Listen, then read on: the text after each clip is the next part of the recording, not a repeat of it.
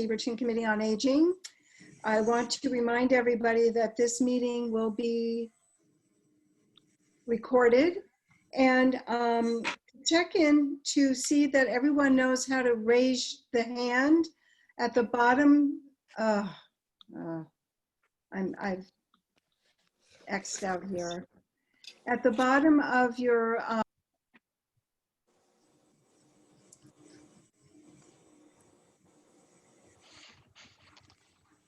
Might have lost Martha there for just a second. Yeah, I never noticed that because I don't ever raise my hand. For some reason, I'm not seeing the little hand feature right now. God, I keep. It's on the right where you put, you have the more, the three dots. Yeah, it's right there. It's actually not on my screen, but that's okay. You know what? If everybody else can see that, then if you don't have the hand feature, then you could just do a hand. Let's just do that. Because there's a gap between speakers. So this is in helping us not talk over someone else or make sure that the person before has finished. Okie doke. And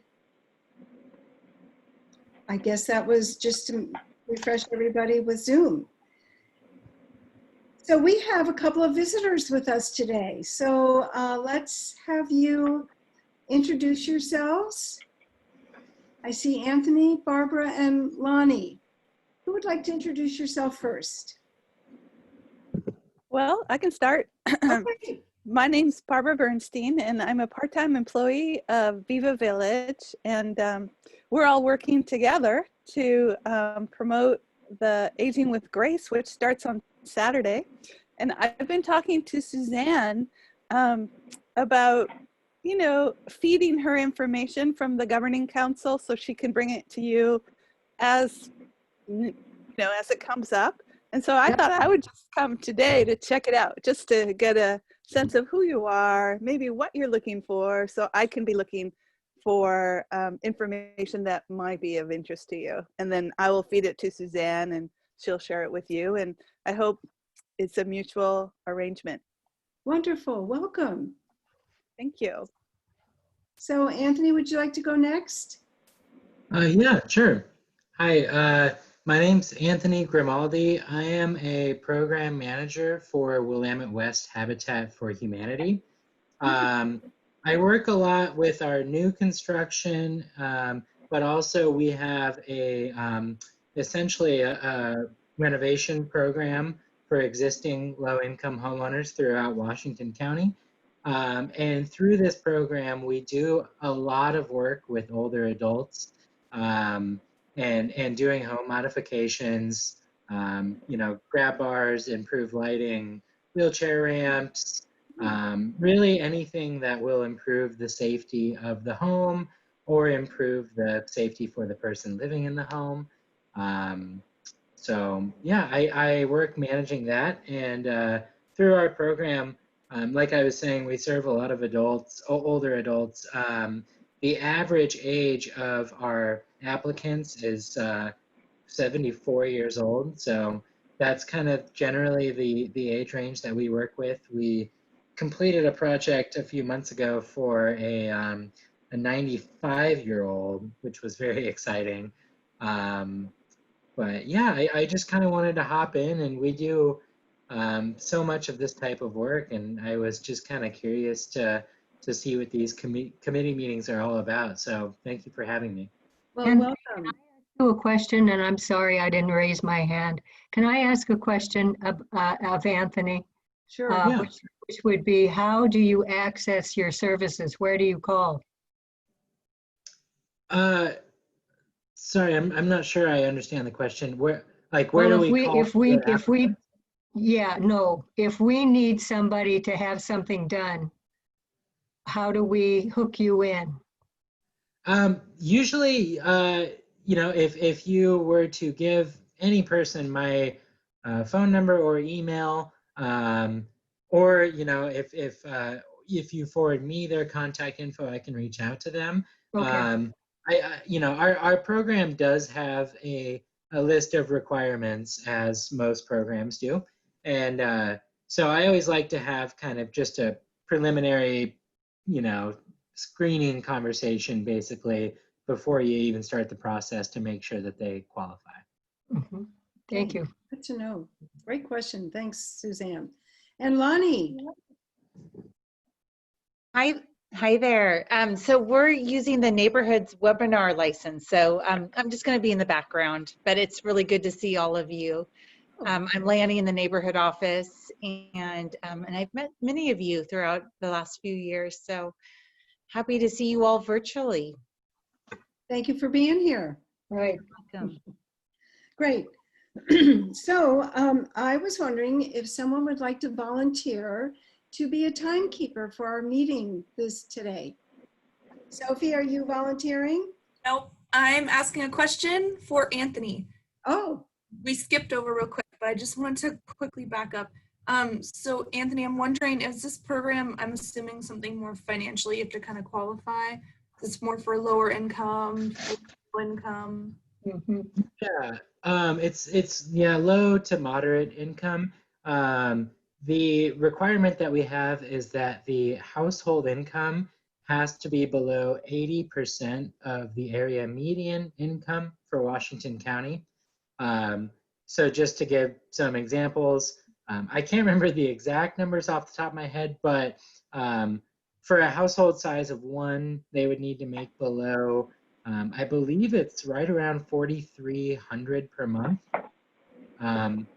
For a household size of 2, I think that goes up to $4,800 per month.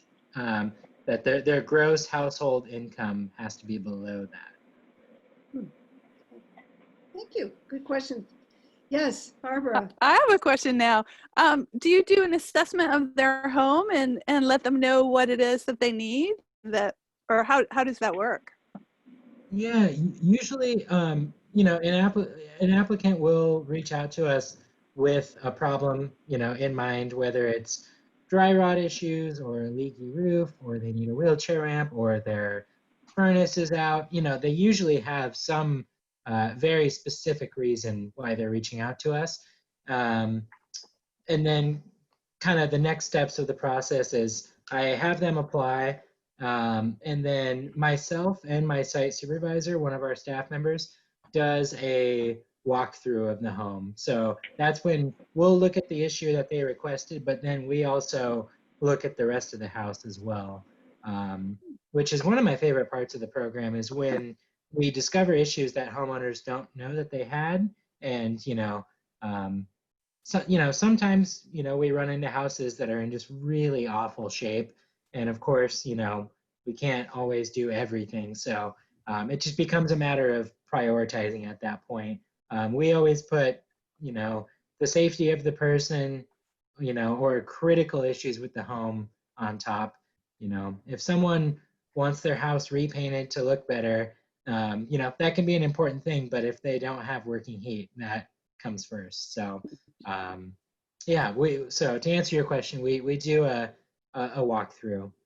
Yeah, thank you.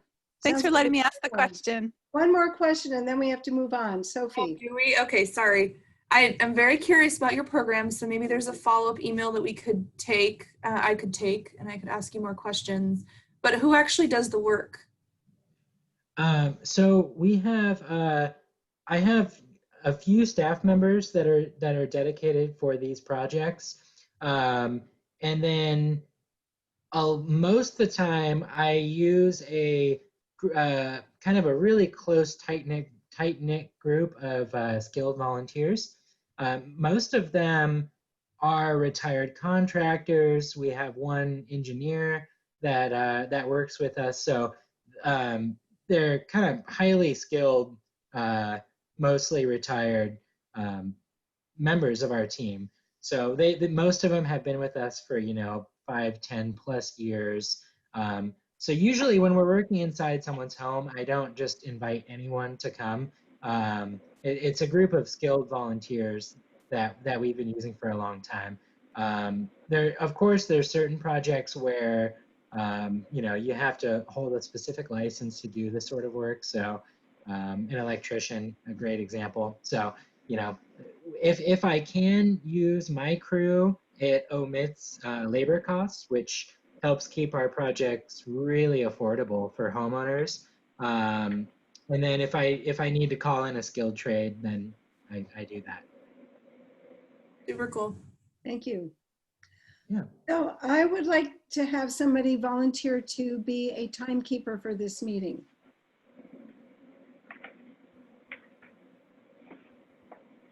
And if nobody wants to, I'm happy to help you out, Martha.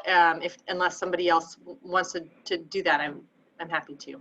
Either way. Okay, thank you. I'll take you up on that as I'm learning how to do this. Sure. I know it's a lot to navigate. It is. I would like to make a movement for approving September minutes. Martha, we just made one small change. We're going to do that next. If we can just move that for the next time, because I didn't get them out to everybody ahead of time. No So worries. we'll hold off on that. I know that was on the agenda, but I didn't get it to everybody. So Okay, no problem. So Sunita, I would like for you to share about our update on coping with COVID webinars. We have been meeting together for several sessions, and we've come up with a plan for 3 webinars, and we'd like to discuss it with you to formalize our plans. So Sunita. Yes, so first of all, I want to thank Lou and Carley for giving me the connection for safety. And I reached out to Corinne Hanning at Washington County, and she has agreed to give us a talk on safety. And this would cover, she had done a talk similar to this earlier called Scamdemic. And she was going to update it for our group. And so there are like specific scams that has gone up during COVID time, how to identify them, how to prevent seniors from getting, scammed. And we had 2 dates. I think I had asked her to hold November 6th and the 13th, but apparently 13th might be too close to our second talk. So we wanted to see how everybody feels about November 6th. And if you guys think it's a good topic to talk about, or any suggestions, we thought about that she would give us a talk about for 40 minutes, and then our members can ask questions to make it useful for everyone. And if I've missed anything else, please, Martha, Sophie, Suzanne, Carley, add on. You covered it perfectly. So any comments about it? I love the title, Scamdemic.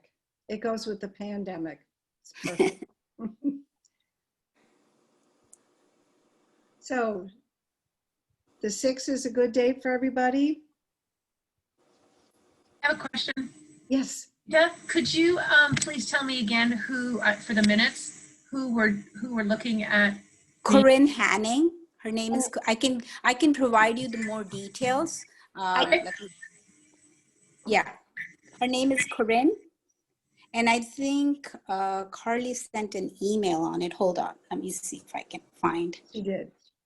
Yeah. I'll look for that then. I'll look for that. Okay. Yeah. Oh, I have that email. Just that was sent out today. Yes. Yeah. Okay. Okay. All righty. Thank you. I'm going to pull the content of the proposal that the subcommittee is kind of sharing with the group, and I'm going to put it in the chat so that everybody has it right in front of you.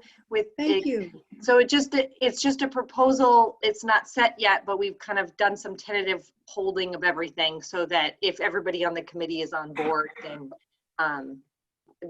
that's where we're at today. Let me see if I can do that right now while you're continuing to share and ask questions.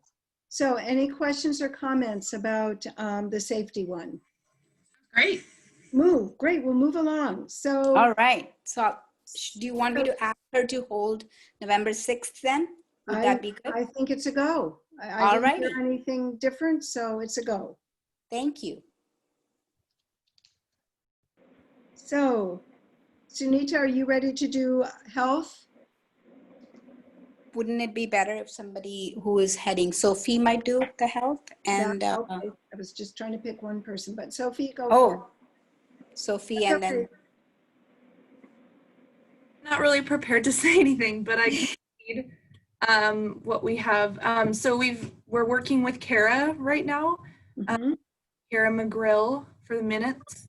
And we don't have a topic yet, but we're looking at the 16th. Mhm. This will be resources for adults kind of working through COVID. That's basically what I have. Yeah, so we need a title. Does anybody have any ideas on a title for this one? I don't think we should really focus on the title until the speaker can come up with something. I think Okay. that falls under her, unless I'm completely Okay. wrong. I'm just trying to cover all this before we get there. Okay, any comments about the health? Okay, I don't see any. Oh, Lou, please. I'm sorry, and I'll blame myself for maybe not paying it. Oh, Sophie, by the way, great job. Appreciate it, what you're doing. I'm sorry, who was the speaker again for the health and what was it? I didn't catch that. We don't have one yet. So the Oh, speaker will be, Kara. yeah, so the speaker will be Kara Oh, McGrill, it's Carol. and she works for Washington County. The Dave's. oh, we know her, right? Yeah, we know her. She's Yeah. full of amazing resources. So we're gonna connect with her and kind of get that, I don't know how you want to say, tied up for Okay. presentation. But really, this is for dealing with COVID and health related to it. Excellent. Thank That's you. about all I have. Well done. So any other comments for our health segment? Okie doke, moving along, we're going to do connections. This is Suzanne. John. I'm finally in. Oh, hi, John. Good to I've see been you. listening to you, but I've been muted. I had to go in on my iPhone and my computer was messed up for a while. Well, it's good to see your face. I'm glad you're back on. Can I Okay. put, oh, sorry, Martha, didn't raise my hand, but I did, for some reason, was having an internet trouble, so I couldn't get this fast enough, but I put the proposal that we outlined there in the chat so that people can kind of review that Perfect. of kind of what we were looking at. Thank you. And since Megan is not here, Megan, the intern, has been the one kind of doing the connections for the last two for those emails, the one that Sophie was just talking about. So do you want me to share about the last one since Megan's not here, Martha? Great. Or do you want to? Perfect. So the third topic was just kind of this conversation around, I think some folks may recall anybody that was at the Age Cafe. There were a couple of interns from Washington County, Hannah and Dakota, and they gave a short presentation on like how to use some of the features of Zoom, and it was very user friendly, and they were very clear. And so the idea with kind of this being able to connect during COVID was have them come back and do a presentation. People will need to log on, click on the Zoom link in order to participate, but then they can give a presentation on kind of how to work with that.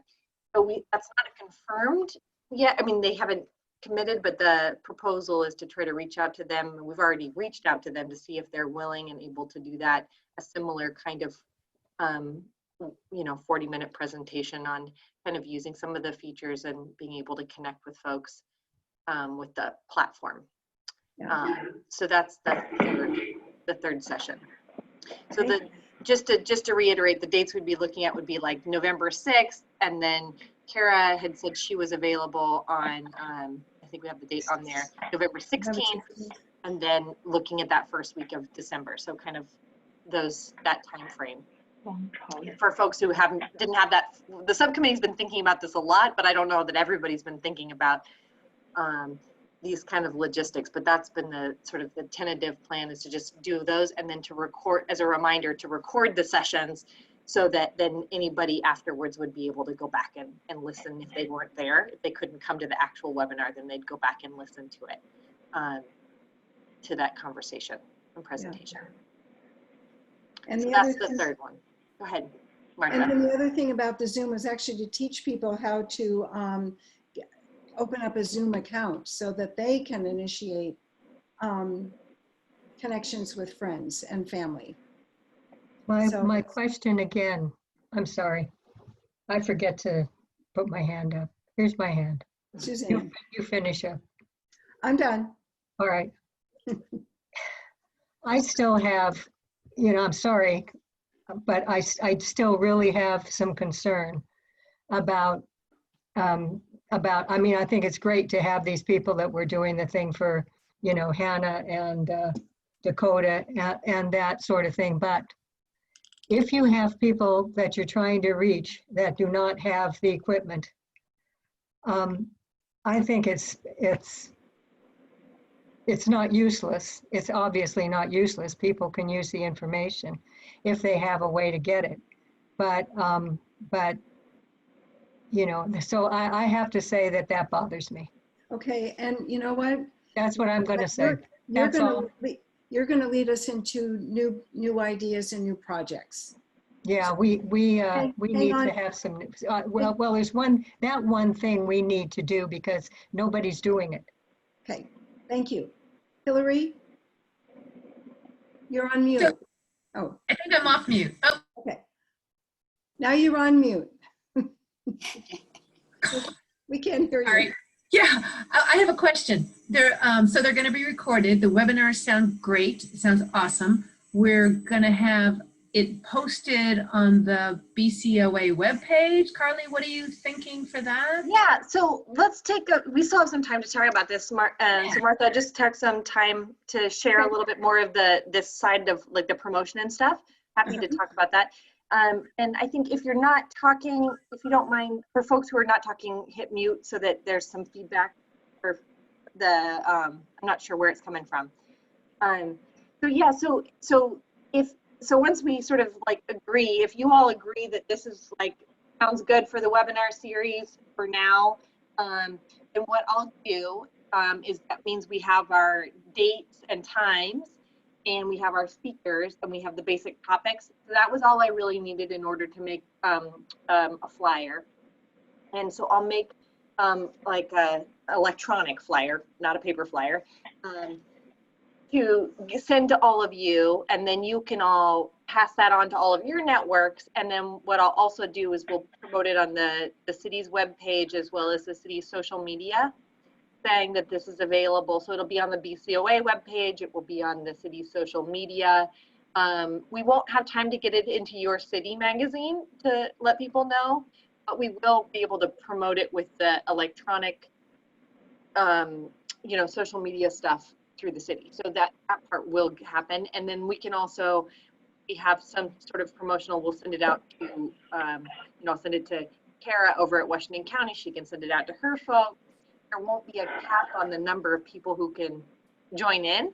And so if you all are able to come, that's the idea, is that you all are, or many of you are able to come and attend those live, so that we can have some kind of plants in the audience, so to speak, so you can ask some questions. So maybe even thinking about some questions to ask, and then again, people will, afterwards, there will be a link to that we can then share and post on the website for people to go back and watch. And then you can send that out as well after it's over. Like, hey, if you missed it, hey, go back and listen to this 1-hour presentation. So is that helpful to kind of, oh yeah, good question from John. Talking about in-person live or online? All online. Online. Yeah, everything will be online. Perfect, John. Yeah, so as much as I would love to have the in-person, we're still not doing anything in person, but I'm not 100% sure. There's a couple ways to do this. I'll be setting up the tech side of things, and here's Megan. Welcome, Megan. We're talking about the event. Megan's been helping with, for those of you who don't remember, Megan's our intern helping the BCOA. So yeah, we may do it as a YouTube live event, or we may just do it as a webinar meeting like this format. The YouTube live events, some of the things where it's like people kind of tune in to the event and then they watch it live. So I'm going to figure out those final details about how we will do that. They talk to some folks and figure that I'll handle that little tech piece for us. So that's to be decided. But the hope was that we could all come to, that you all feel good enough about this webinar that we can move forward so that I can send it out like really soon, because we want to start promoting it right away. Any questions about that side of things? Sounds like it's a go. Yay. Thank you. So moving right along, now we're going to talk about new business. So what kinds of things would you like to share, like upcoming events, trainings, services, webinars, with new ideas for where we could be going? Because we're now in the month of October. We've got ourselves set up till the end of December, and then January is a new year. So we're looking for brainstorming of ideas of projects we can create while we're virtual and helping people out. Martha, I see Sunita's raising her hand. I had my hand raised, nobody answered. It's really hard to watch everybody without those little yellow. So where'd you go? I totally understand. Yeah. You don't need to see me. That's okay. What I wanted to say was that in our subcommittee meeting, we had talked about our meeting, our members to come up with a couple of questions to ask, since we are not going to have a meeting before our November 6th. So if everybody can think maybe we're going to open it up for the public to ask questions, but if they don't have any questions, maybe our BCOA members can think of some questions on Scamdemic and ask them at that time. We had talked about it in our subcommittee meeting, but I forgot to mention that. But if everybody can think of maybe one or two questions, and if you get a chance to ask that in the webinar. So do you want them to email you those questions, Sunita? That would be good. I think it would be nice if she is prepared for it, you know, kind of. Okay. That's all I have to say. You guys can carry on. Thank you. Thank you. Okay. Yeah, thank you. Okay, back on track. And if I miss you, I'm really sorry. It's very interesting to look at.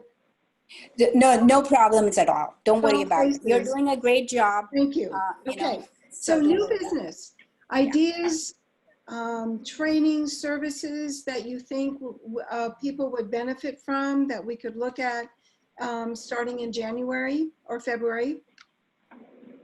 Things that you see that could be addressed, like Suzanne, your idea on how to get tech resources to people who don't have them. Is that succinctly put? That is, and there are some resources that are just coming on board there. A lot of people have just realized that this is an issue, and so it's just becoming worked on now. And AARP is one of them. There is a lot of stuff. There's an awful lot of stuff that AARP does. Just, you know. And if people attend if they want to, kind of thing. It seems to be very, very popular. And that's one of the things they're taking up, because so many people are not able to do the activities that they have. And so now they're taking it up. And then I thought I heard that Microsoft was doing some things about trying to get inexpensive redone computers. I have to look into that. I don't have a clue who to look at, but I'm going to do it because I feel like it's important. We have all of this information that people can access, but they don't have a way to access it. And so I'm gonna push on it, and we'll see what happens. Probably awesome. I'll be dead. Nothing will get done. But no, I think everybody realizes, but it's just a big problem. Yep. Any other ideas? Yes, John. Yeah, how about a project about helping people to get vaccinated for COVID-19 when the vaccines become available? Okay. We're brainstorming, and then we'll come back and visit ones that people have something more to add. Jing, you keep, I don't want to ignore you, but do you have something you want to share? Because you keep lighting up. I guess not. Anybody else on ideas? Yeah, I think an important topic would be to provide some question and answer or informational session to elderly, and to discuss before the vaccine is available, what are the actions people can take to try to reduce the risk, and what are the ways that the virus is or the problem is being circulated. For example, how long it will last on hard surfaces, on plastic, on door handles, those type of things. Practical information that would help people to reduce the risk. Okay. Thank you. But then we need to think about inviting an expert on this. Oh, definitely. You know, the things about the vaccines are, I mean, I think it would be really helpful to help people understand what the positives and negatives are of the vaccine when it comes out. And because there are going to be issues and people are going to be nervous about it. And it would help if we could provide some really good information from an expert in the field to talk about, okay, whether are there side effects, if so, what side effects, et cetera, et cetera. Mm-hmm. They're going to be scared to death to take it. And I think they'll need something like that. And the advantage of the current situation is our invited speaker doesn't need to be limited to local. We can even invite out-of-state speakers because it's our virtual meeting. We can invite Dr. Fauci. Yes. Yeah. Great idea so far. Anything else? An idea, Yes. Martha. Hi, Sky. Hi. Just pivoting on the tone that's been going on, what if there was something about Meet Beaverton, where like I know on other committees there are members who own establishments that have been here for 50 plus years. Maybe new businesses could do a couple minute like talk or something. Something about, get a historian going, or, because I feel like Beaverton has a very interesting history and a lot of people don't know about it, or the origins of certain things, like all the art through the city and, things like that. That sounds great. Cool. Wow. We live in a rich place. That's interesting, aspect you were just talking about, Sky. There's one of the city, sorry, I totally broke my rule. I was like, we should raise hands, and I didn't do it. I'm sorry. Sorry. I'm trying to break a new habit here. It's building new habit takes a few times, right? That's what I'm gonna say. Yes, it does. It's like I haven't done it enough to. Anyways, and I see Sunita. It's a little tiny hand that shows up, so so I've got to pay attention to that showing up here. There is some sort of, if those folks may be familiar, in Portland, there's a fair housing bus tour that kind of goes into the history of Portland, but there was not a similar thing in Washington County, but there is something that started some sort of tour where they have taken, I'm trying to figure, let me see how that's, where they kind of like, it's, it might be the historical, one of the historical organizations here locally that's taken some folks on a tour kind of going through some major points in Washington County and going on like a live tour. So this would probably be a future thing, but there, because I think this was a pre-COVID physical walking tour where you're actually like exploring some of these historical aspects that are significant in Washington County. It's very interesting.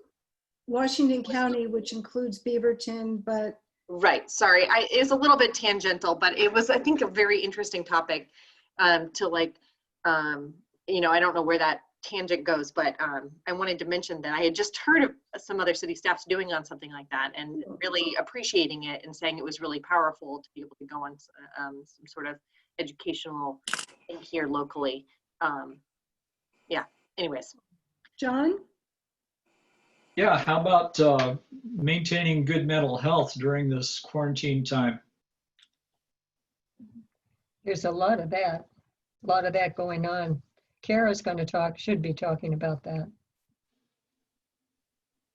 And Martha, I saw Sunita and then Lou. Yeah, You may not have you caught them. Lou, Okay. I got him. Okay, Lou?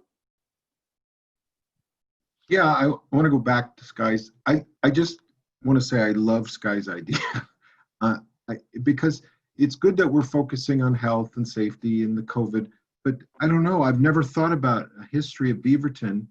It's very visual, get somebody who's pictures. And I'm a history nut. So I just wanted to say I love Sky's idea. I just think it's really out of the box and really interesting. And I just wanted to say that's a great idea, Sky. Well, I've just been noticing how lately a lot of businesses have relocated or moved around, like Jan's Books, Bella Furniture, a lot of things that you're used to just driving by and seeing. You may not know about them, and I tune into that. And Sunita? Yeah, same thing. It's a good idea, Sky. I really like it too. One of the things that I thought that we could, other ideas that we could do is, I don't know how much it is important for this group, but I know that for the seniors, it is very important to find out what are the healthcare insurance options. Maybe if we can have somebody knowledgeable talk about that, like, okay, what is it that happens when you turn 65? What are your options? And from talking to the people in other groups, I find that that's a area of concern for them. So if we can provide some really good information to the seniors, I think it would be very helpful for them. Okay. Sky? Sunita, can I piggyback on that? Sure. On that, like, you also have a component for if you're taking care of a family member and trying to circumvent their healthcare system. Because, I mean, we all know the words like Medicare, Medicaid, all that, Yes. but it's not intuitive or well known how to access on behalf of someone else some of those services. Yes, yes. I think it would be, I mean, even I don't know. So it would be an interesting topic if we can have somebody knowledgeable. I don't know who we will call, but we can look at each other's resources, who maybe somebody might have a resource that we can have somebody give a talk on that for the seniors. Or even people before they reach 65. Yeah, before they reach 65 too. Hilary? Yes. Well, I don't know if you all know that or not, but that is what I do for a living. And there you go, Hilary.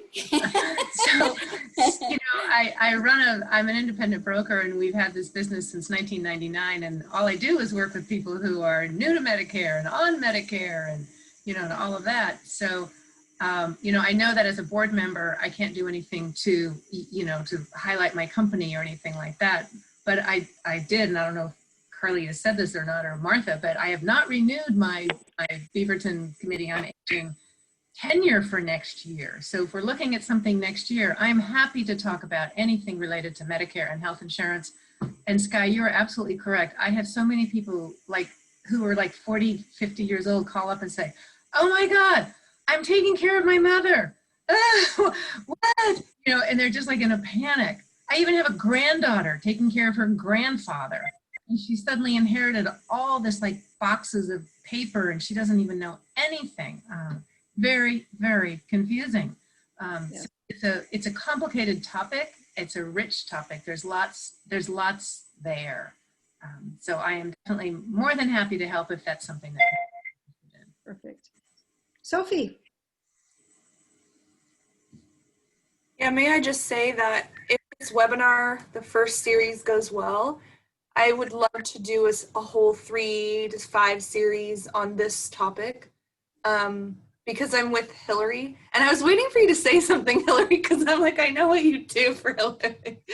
an open enrollment is coming up. So I know a lot of people are kind of shuffling around and changing, finding, like there's certain companies that don't support good hospice. And so they're like, oh, I need to shift over. And I won't mention names. I'm not going to do that. But this is the time period that I tell people if they're having a struggle with their current insurance, get in there and change it. And people don't know that necessarily. I mean, we know what open enrollment is, but they're like, well, how do I even start? So anyway, I'm just saying maybe our next series could be just focused on that, like that topic. Great idea. Megan. I think we talked about it just really quick on our retreat. I think we called it like Aging with Grace or aging something. We mentioned it, that it was one of the topics of interest, and I don't know notes anymore, but I could dig them out somewhere. But it was something like graceful aging, or I don't, does that ring a bell for anybody? Yeah, or friendly aging. Yeah, something like it was your term, Sophie, that you. Oh, was it mine? Yeah. That's embarrassing. But anywho, okay. I just remember it'll come back. It'll come back, yeah. Anyway, Megan has her hand up next. All right, I'm putting my hand up. So Carley and I had kind of talked about something along the lines of what we were just talking about a little bit earlier. And so, since now we're talking about new things for later on, I figured this was a good time to bring it up.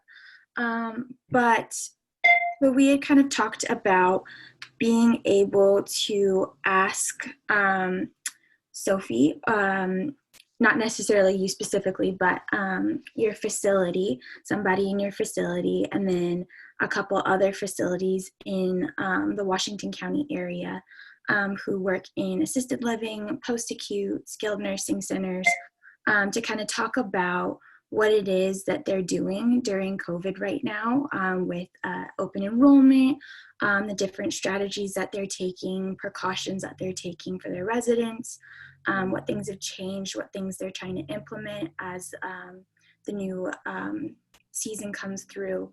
And then just asking certain people in each facility or in a handful of facilities to make a video and send us the link, and we can post it to the BCOA website for easy access for that. So can I clarify? You're looking at, let's say, where Sophie works, for them to do a video of the facility and talk about the facility and what they're doing to handle COVID? Yeah, essentially, yes. So, and Carley and I talked about that it's kind of hard to pick specific facilities since one facility may not be in an area for everybody else, but making it more of a general discussion, or a general video of what's been going on. And if we can have other people congregate from other facilities with a handful of people we decide that we want to make this video, or even a webinar series like you had mentioned, Sophie, and putting that together that way, but making it more general, but just having certain people be able to make that happen. Does that make sense? I'm sorry, I kind of went in a circle. I think so. Anybody else? I was just going, I was just going to say that the Aging with Grace thing is actually, you know, it's not patented or anything, but it is the thing that Viva Village does each year. So that is not something you know that probably should be used. But anything, I just wanted to make that, you know, Aging with Grace and stuff with Grace around aging has belonged to the village, not that they are, you know, like I say, they're not patented. Yeah. But also, you're kind of supporting it this year, aren't you? You're partnering with us on it. So you're partnering with us on it this year, I believe. BCOA is? BCOA or me? BCOA. Yeah, yeah. On the flyer. Yeah, okay. So to some degree, sorry to interrupt, maybe I shouldn't be speaking as a guest, but I wanted to let you know that you're connected to that project. Helpful to come up with a new name, something fresh. Hilary, you're on mute. Unmute myself. I do it too quickly. Sorry, I do it too fast. Just to follow up Megan's idea, I hear from lots of my clients about what different communities are doing and how they're handling things with COVID. And that could be, you know, people are curious. I had one lady tell me that she was supposed to be moving into a place, but then changed her mind, you know, back in March. So it's definitely something that is on people's minds as they are at home alone and wondering, you know, should they have moved? Should they not have moved? You know, it's a topic. So it could be very useful, and every community has different things that they're doing. Yes. So Megan, would a good title be Other Living Options? Kind of overview in terms of looking at different sites and places. Sure. And I'll just jump in, and I don't know that this was just, it was along with our brainstorm of all the different ideas. I think it was just really more about, like Megan was saying, like, what are some of the different kinds of things that places are doing? Not the focus on like what is, you know, one particular place doing, but more of like in general, like what are kind of the ways people are responding, because, you know, because there's so many different things and aspects to consider. So I think that was kind of one of the ideas. Yeah, so anyways, if that makes sense. So it's not about like necessarily trying to like just giving people that information, or if the people who are interested in like how are people responding to this, but you know, again, I don't know for how long that's going to be a relevant question or not. That might be something that if it's done right now might be really relevant, and it might not be so relevant in a couple months. So we could see, you know, because things can change very quickly. Yes. So this is responding to COVID. This is not about choosing to live in another location. I'm confused about what the topic is. So my understanding is it's just an overview of what facilities are doing to address the health needs and restrictions right now. Is that correct? Well, I am muted to actually say that I wonder if we could also get in-home care companies to address what their caregivers or companions do in preparation of going in between different homes or situations.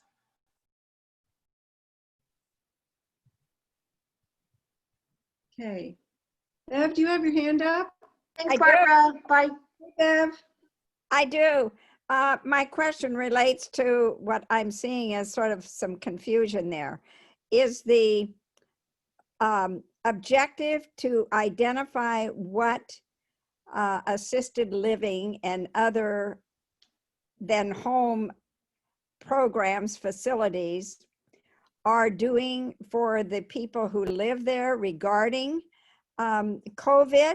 Or are we looking at, are the facilities accepting new residents? If I may answer this, since I kind of stirred up all of this trouble, I apologize. Trouble. Good, I'm glad.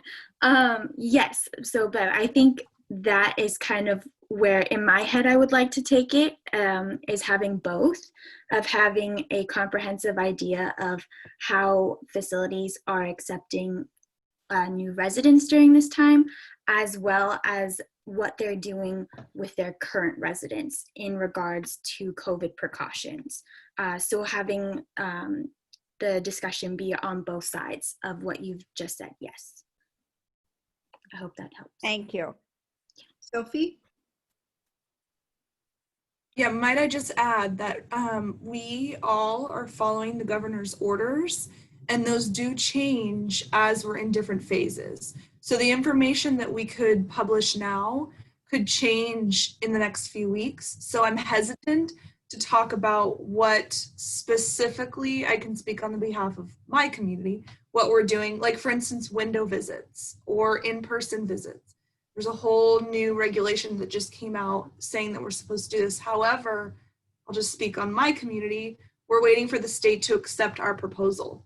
So although we've said, this is what we're gonna do, we've got this great idea, here's our plan, we still have to follow what the state is coming in and mandating. So we're very highly regulated, and those regulations change based on the whatever, what am I trying to say, phase that we're in. So I would be hesitant to post something like that because we'd probably have to take it down once we're in phase 2 or 3. Though it's great information, I think what I'm telling people now is that also other communities and people are interpreting the orders differently. So I'm, out of respect for communities, I'm just saying call them and ask them what their protocols and procedures are. Ask them directly, because I could speak on behalf of Fieldstone, but my neighbor down the road who, you know, we were competitors, may be interpreting the laws differently. So I would just be hesitant, but yeah, okay. That makes sense. Thank you. Mm-hmm. Thank you. Any other ideas? Yes, Bev. Another question. So who is our target audience? Hi, this is Jing again. Hi, Jing. Hi. I think that this is relevant to the mental health of the during this pandemic. We can organize some maybe talent show or some contest. For example, making masks. Many people staying at home using their sewing machine, making masks, and we can have a contest, and this can trigger interest to have some kind of entertainment, and also through this kind of contest, we can get our community, our committee being more popular in the community, getting more people to know us. Other things like cooking test or something, it doesn't need to have tasters, but have its kind of broadcast, have the visual final result, those type of thing that can get more participation. Okay, thank you. Thank you, Zing. Well, we have quite a list. Anybody else? I'm sorry, did Bev get her, did Bev ask a question? I don't know, did anybody address Bev's question? Did you, Bev, did you feel like your question was answered? No. So could you ask it again? My bad. Who, for this project, who is our target audience? Who are we trying to reach with this information? So are you talking about our webinar series that starts this month? Yeah. Okay, good, great question. Who is our target audience? Sophie. I wanted to say that my memory was jogged, and I think my idea was actually our theme, not the grace whatever. So aging for all ages. Yes. Really my idea. And yes. So to answer Beverly's question directly, I think we're trying to talk to everybody who's aging, which is all of us. I think specifically we can target people who are in the phase of considered a senior. But I think this information should pertain to even my age group, millennials. And that's why I'm on this committee, is because I'm curious and I'm wanting to support it. So hopefully that answers the question. I think it will naturally direct to certain groups, but for instance, the families that are working, you know, the granddaughter's working with the grandfather or something like that, she will want to know this information. He may not be able to comprehend a lot of it, so she'll have to interpret. And then there's seniors who interpret it themselves. So that's my answer. Hopefully that answered. Yes. Does that help, Bev? I think so. It's just that I'm also wondering, and how are we going to reach these different populations with a particular interest so that they can watch? Okay. Or will Carley. watch. Yeah, I think that that's a great question, Bev. I think we did, I'm not sure if you had popped on quite yet when I was talking about kind of our promotion of the upcoming webinar stuff. But I think that it's going to be partly up to all of you to send this out, send our information about the webinar out to all of your networks. She has an opinion too, so follow the most junior member here on the committee. Anyways, so partly it's up to all of your networks, you know, that you're connected with, whether it's people who are helping their parents or grandparents or family members. Like, I'm thinking back to like Kara and Corinne's presentations that we'd previously seen, and they were really geared towards people who are may experience that or may have a certain resource need themselves, or somebody that they care about.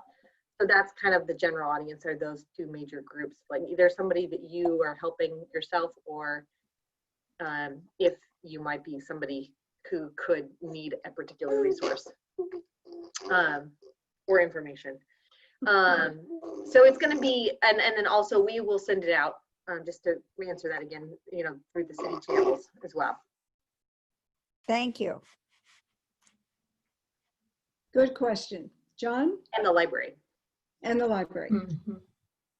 Yeah, I was thinking that maybe we could look at the role of exercise, such as walking or jogging or bicycling, and coping with mental health during this pandemic, and also starting new hobbies. I know I've started doing some more photography and looking through my old photos and negatives and slides and finding out a whole bunch of stuff from a long time ago. As a means of keeping busy and doing something that's actually productive and contributing to mental health. Yeah, you know, that's also part of the ageism movement, is when we live with purpose, our aging process dramatically changes. So whatever that purpose is for each person is really important, be it photography, hobbies, painting, reading, gardening. I think it's really important. The other thing I was thinking about, if I can get it back in my head, well, I lost it. I'll come back. It'll come back. Okay, anything else? Wow, this is cool. We have great ideas. So we're going to move on to new projects and ideas. So does anybody have an idea of what we could synthesize and come up? Yes. Martha, so I think that I think we may have just, I think that this was one piece of on our agenda was about, like, does anybody know of anything that's currently going on that they want to share? And then the other piece was around this conversation we were just having around all the new ideas that the board might do. So those two pieces. Okay, go. I tried to do that, but this is what came out of that. So it's a great conversation. I think that once we have this kind of synthesized list, then we can go back and, like, sort of in between now and the next meeting, kind of everybody just, if you have an idea, go back and see who else is doing that, because there's some of this stuff that it'd be really interesting to, like, learn what's going on with that in the community. Awesome. Thanks, Martha. Go ahead. Say what you just said. I'm lost in the, I just moved on. No, that's great. I just, oh, sorry. This is who I wasn't sure somebody else was also going to share. I was just going to say sharing of what current things are happening that you all wanted to share with each other. Oh, current things that are happening that we all want to share with each other that you've been participating in. Okay, the other thing I was curious about is how many of the elderly, the retired people, have actual access to computers and can participate. Do we have any idea about that? No, we don't, but that's on our list. So what are you doing now that you're participating in, that you're finding helpful for you out in the community or with friends and family or with other groups? Yeah, I sort of have listed those already. Doing Okay. our exercises, bicycling, walking, that sort of thing, and getting into hobbies. Wonderful. The other thing that I was thinking about is cross-cultural. We have a whole bunch of Hispanic community here, and I just made a little bit, or touched bases a little bit with the Vietnamese community a couple of weeks ago, and I haven't heard back from that fellow, but at the same time, we have other folks in the community that need, have similar needs, and we probably need to address. Okay. Can I say one thing about purpose? I think the thing about purpose is a lot of people who are going through this, and I find this quite frequently, and can't figure out what their purpose is now, because what their purpose was is kind of taken away from them. And now they need to redesign how they were doing things, and so I think that purpose thing is an extremely important concept. Mm-hmm. You know, actually, Martha, I know you're doing some things in that mindfulness thing you're doing, which actually have to do with learning how to define what your purpose is, because so many of them are just lost. Mm-hmm. And they don't know what to say or who to say it to, and they don't know what they lost, et cetera, et cetera. They're just confused. And so they sit. And I mean, that's my experience. And I work in the community all the time. Not everybody is like that, but I think purpose is, you know, defining your purpose and then being able to try and live that way is really important.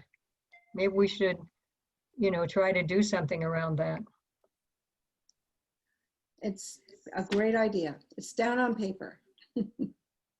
So what are you all doing to help yourself during this time?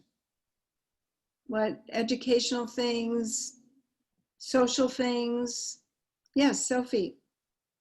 No, you just kind of prompted an idea. I've been doing some walking outside, and I live right on Cooper Mountain, so that's my nature park up there. It's mine, I'm kidding.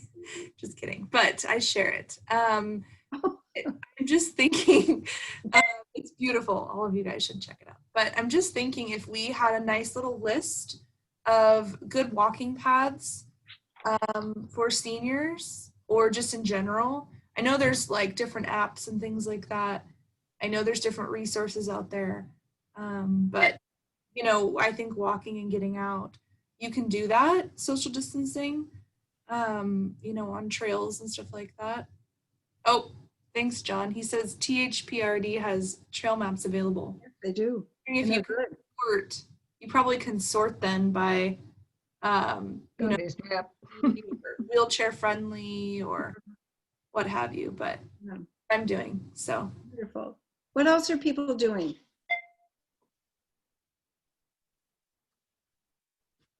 Bev.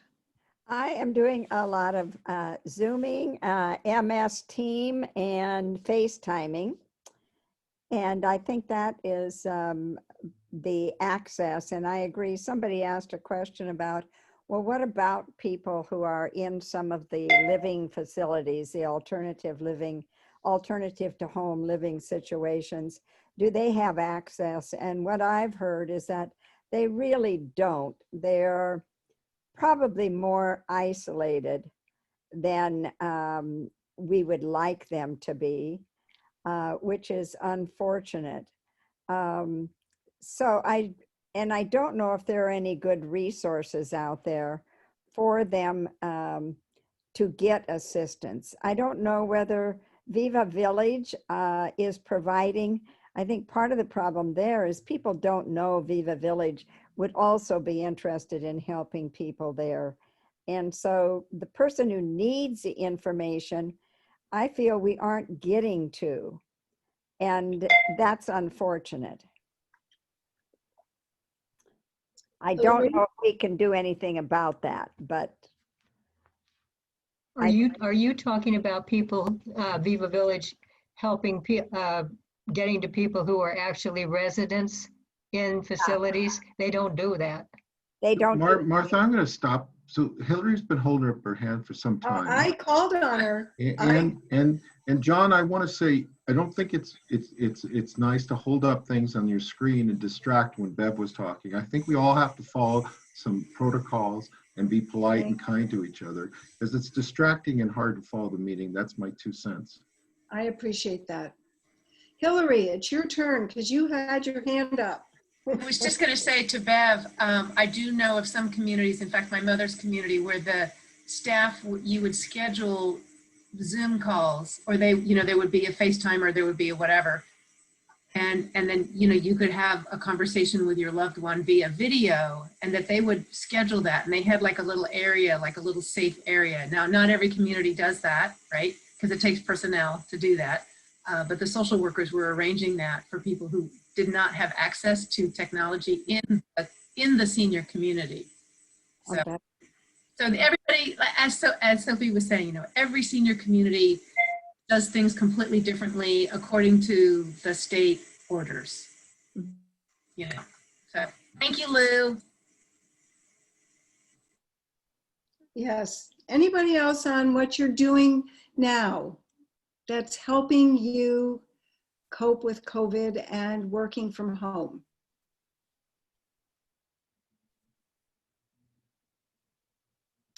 Carley. I mean, well, I'm not, I don't know what I'm doing to cope. I'm in survivor mode a little bit. So someone to answer that question, but trying to keep a sense of humor with the babies. But Martha, I was curious about, you've been following the Death Cafe and the Age Cafes, and I wondered if you might be willing to share a little update about those, if there's any update on those. That's what I'm kind of curious. Our Death Cafe meets twice a month now online, and it's an opportunity to come together and talk about death. And we're not a support group. We're not a grieving group. We are a time to explore what death is, what it means to us, what we think about it, what are our fears, what we laugh about, how we plan for it. And it's wide open. It's not a directed conversation. And we also share resources such as books, community resources, as well as people connect with each other. And it's a really good way for people to find somebody else to connect with, to Zoom with, or meet for coffee outside. So those have been great. Our Age Cafe meets every other Friday, and we have an Age Cafe planning committee where we actually plan a topic. So our topic a few weeks ago was quality of life or quantity of life. What is your preference?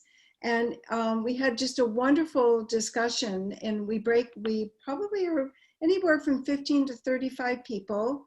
And Beth from the library breaks us into small groups. And we had a wonderful discussion about what is the difference between a quality of life and a quantity of life? And what does quality of life mean for you? And it was a very inspiring conversation. We've talked about health. How do you become a health team, part of your health team, collaborate? How do you get your healthcare needs met? And the biggest thing that came out of that was people take somebody with them to their doctor's appointment so that they get all their questions answered. They even write their questions down. And if they forget something, their partner, whoever that person is, whether it's a spouse or a friend or a neighbor, whoever it is, make sure that they cover all the bases. We talked about social justice and what that means. And I missed this last meeting, so I'm not sure what our next topic is, but I believe it's this Friday. So Beth from the library sends out an invite. No, our next meeting is the 23rd of October. And it's delightful. And there are people, we have a wide age range from like 20s to, we have somebody who is 90. And it's wonderful.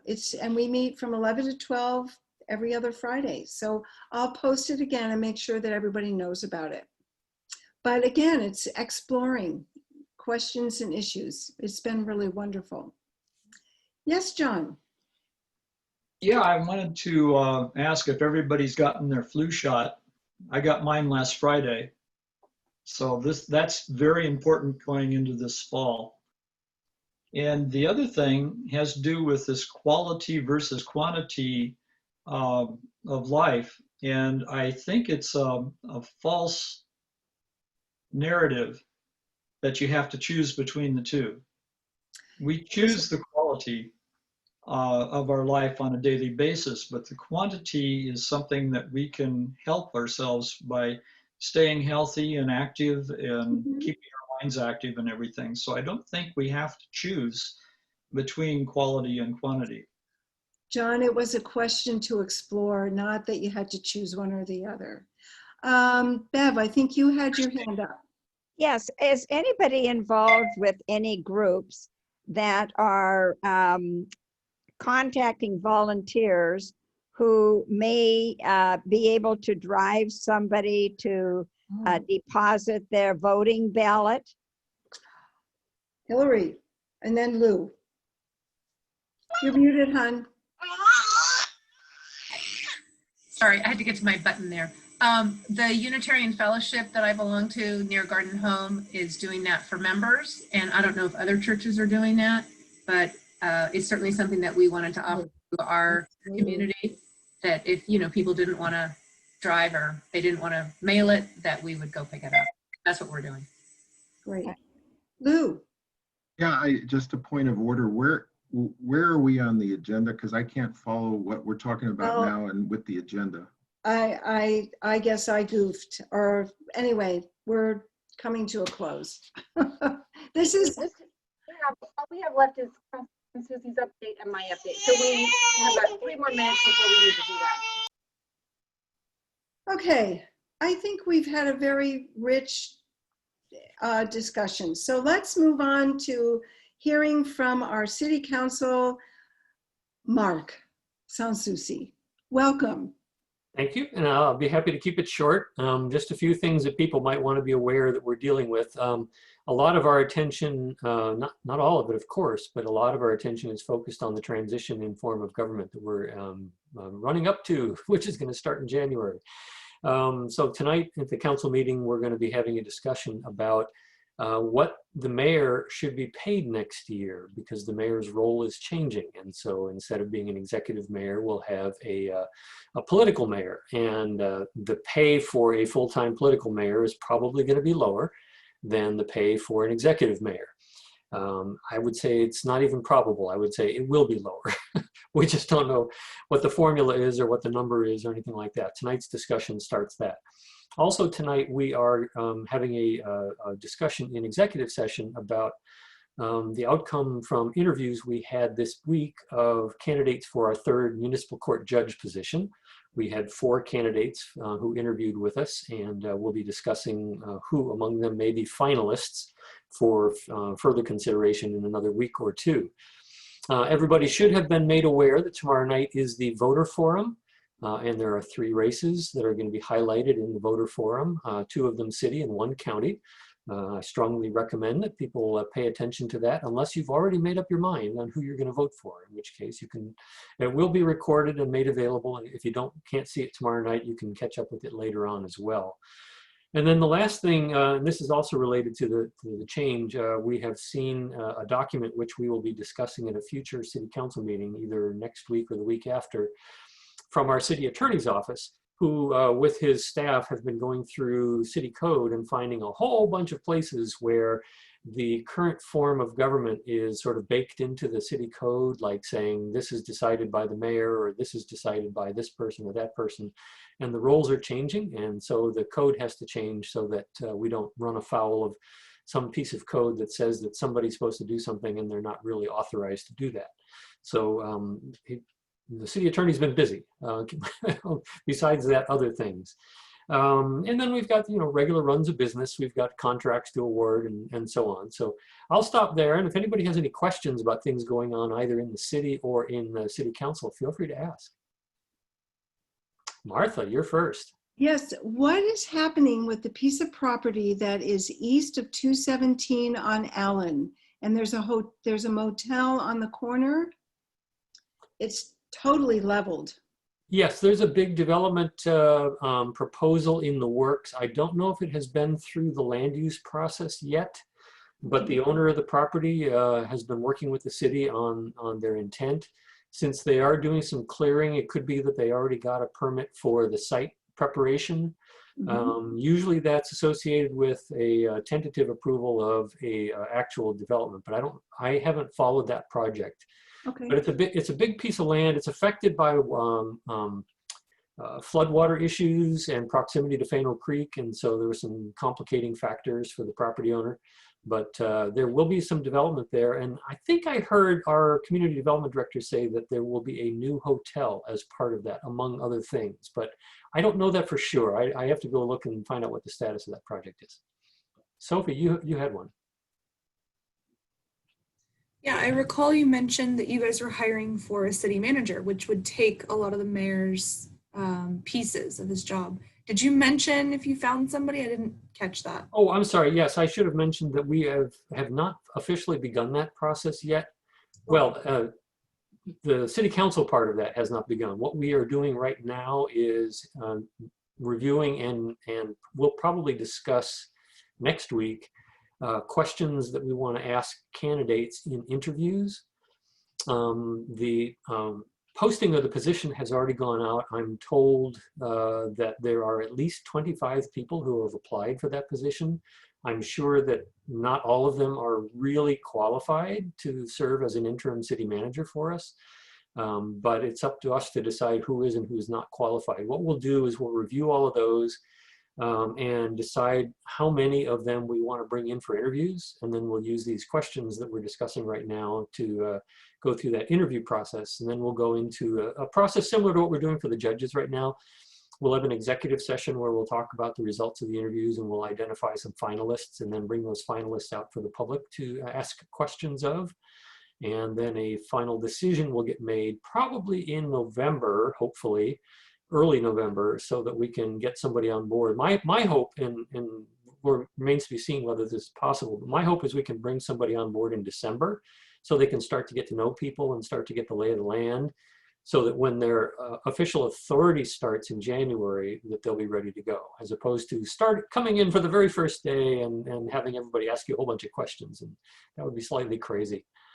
But the intent with the interim city manager is that we hire somebody who has done this before and who can teach us how to work with a city manager as opposed to working with an executive mayor. TBD, but TBD really soon. Thank you, Mark. Yep. Good to know. And Carley. Well, the official ones I had actually were to share with you about the interim city manager recruitment and to tomorrow's or the fall voters forum. So those were the things that I was sent to share with you all. But I love going first. Yes. So I will copy and paste those and give them to Hilary to put into the minutes for all of the details if anybody wants those specific details. But I think it was all that was already shared. So one other thing that was not on that list, but just a quick update, is just a reminder that we have 9 applications for new members to join the board. We're starting that process of the recruitment. So we're going to do the interviews for the the new round, it's still moving forward. Everything there, overall, the boards and commissions had 110 applications to join city boards. So it was even more than the last year. So overall, that's, I mean, pretty remarkable considering the circumstances of the fact that every city board has been impacted as is everything in life right now, by what's going on in moving to virtual context. So, and so in any case, we'll start that process, and that will just be recommendations go into December, and then new people start in January. So I'll keep you all posted as things progress, but that's just a little update about where we're at. And, you know, I also just wanted to say that, you know, I know that this has been tough. We have had this really incredible board of you all, have been such a great board. And, you know, we were in person and we had such a great energy and dynamic going, and like so much momentum. And then to just really feel like, wow, things just really shifted and we've been adapting, and it's, you know, it's not an easy thing to do, to just like, it's like translating a language, right? Like when you translate words exactly, you lose something in the translation. And so like adapting to an online format in my mind is kind of like, you know, saying the exact words. It's like we typed into Google Translate, and like then what comes out is like mostly right, but it looks a little different. And so that's how I feel about this, like the Zoom format. And it's just like, it's different, and we're adapting to like a new way of seeing each other and communicating. And I just wanted to say thank you to you all. I think that you have really done a remarkable job of trying to like adapt to these circumstances in this format, but I know it's hard. I know it's not easy for us. Like we don't have the same sort of ability to be able to, like, you know, I mean, Bev's not bringing us cookies, so like, how are we even making it? I don't know, but like, you know, so I just, you know, I just wanted to throw that out there, that I know that it's hard. I appreciate your patience with it, and you know, it's one of these things that we're learning, we're growing, and so yeah, keep it up. If we pull off this webinar series, man, we are so amazing for the year, in my opinion. Like, I just think that that's like something we should celebrate, like us being able to pull off anything given the circumstances is a real accomplishment. And so even if it may not feel like, like what are we doing, and there's so many ideas, I just wanted to say to you all how much I appreciate what you've given to this, even despite it all. So that's my little soapbox that I'm going off of, and I will let Martha, if anybody else has any final thoughts that they want to say, or Martha, if you want to say anything else, but thanks again, everybody. Well, I think one thing I want to say is that sometimes the issues just feel overwhelming, because some of the issues are very overwhelming. And I think if we can adapt and look at one small step at a time, and be patient and forward moving and open-minded, and as Pluto says, open heart, soft heart, open mind, and to realize it will get done. It's just not going to get done in a day. You know, we're not going to solve everything in 24 hours or less. So just be patient, and we will prevail. Sophie, you had your hand up. I'm just curious how many open positions that BCOA has. Oh, I'm wondering. I have no idea. Carley, you're on mute, hon. Well, there's a little bit up in the air right now. So we'll have, it's not 100% decided, but we'll have a couple of spots. I'm not sure what's happened with Susanna, so I've reached out to her to sort of see if she's gonna be able to come back to the board or not. We had a couple of board members who Hilary has just shared with us all that she's not gonna join the next time, so she'll have her spot available, as well as we had an open alternate spot. So we have one open alternate spot. And also I didn't reapply. And so Sky, I didn't want to like be the one sharing that. I wanted Sky to be able to share that herself. But Sky and Hilary's positions, we'll have to do something to celebrate, because I don't know what that looks like in a virtual format, but we're going to do something for all of the time that they have spent on the board. But so we'll have Sky and Hilary's 2 spots that will be coming open, as well as possibly Susanna's, and then 1 alternate. So that's what we'll have a few places for people to be able to join. Thank you. So a motion to close our meeting.